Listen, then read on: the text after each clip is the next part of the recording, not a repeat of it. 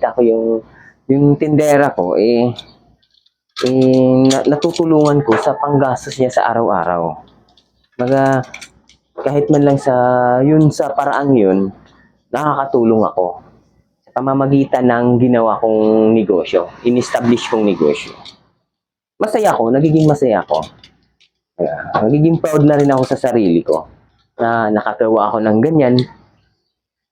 Nagawa ako ng isang negosyong ganun na may natulungan akong tao na kahit sa ganung kalaking sahod, at least natutulungan ko. Diba? Yun dun na ako. Dun ako na mamumotivate. Ginaganahan na rin akong magtrabaho palalo. Magnegosyo palalo. Saka dun sa pangalawa, mumotivate ako, hinaganahan na rin akong magtrabaho o magnegosyo. Dahil sa may malaki din talaga akong pangarap. Kasi pag magninegosyo ka, yung bala naman is yung mga pangarap lang naman natin. Yung malaking pangarap natin. May mga malalaki din tayong gusto nating abutin. Hindi pera. Meron pa tayong gustong gawin na yung makapagbabago din na marami din tayong gagawin na may malaking ambag sa bansa nating Pilipinas. Sa bansang Pilipinas. O, kasi, sa tingin ko para sa akin for me ang pag-asa ng bansang Pilipinas ay yung mga negosyo.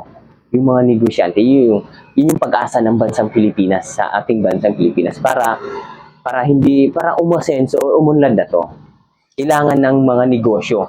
Para yung negosyong yun, may mga taong magtatrabaho. Pag maraming trabaho, ang kulang sa bansang Pilipinas ay yung mga entrepreneur o yung mga negosyante. Kaya mas maganda na rin, yun na rin, mas magandang mas marami ang magnenegosyo sa bansa natin. Kaya mas maganda rin magnegosyo para makatulong tayo, para may malaki tayong magagawa sa bansang Pilipinas. Diba? Yun ang pinaniwalaan ko. Na ang pag-asa ng bansang Pilipinas ay yung mga negosyo.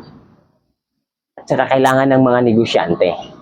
Negosyante na mag-iisip na mag-create ng isang negosyo na may kukuha ng mga empleyado. Bansa natin, may umiikot na pera sa pamamagitan ng negosyong tinayo. Kahit maraming negosyo.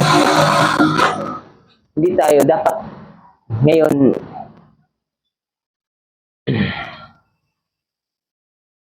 kailangan nating maraming negosyong itatayo.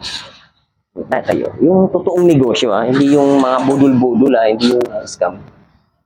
Mga maliliit lang yan. Ito.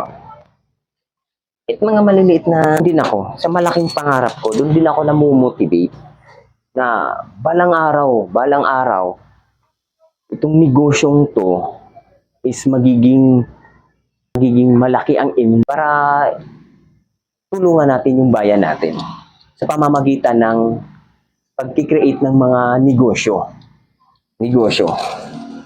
Marami.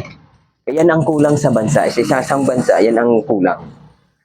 Kasi, di ba, balita natin, maraming populasyon sa Pilipinas, dumadami tayo, pero konti lang yung trabaho.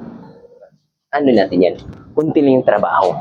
So, ibig sabihin, kailangan ng mga entrepreneur o mga negosyante sa bansa natin.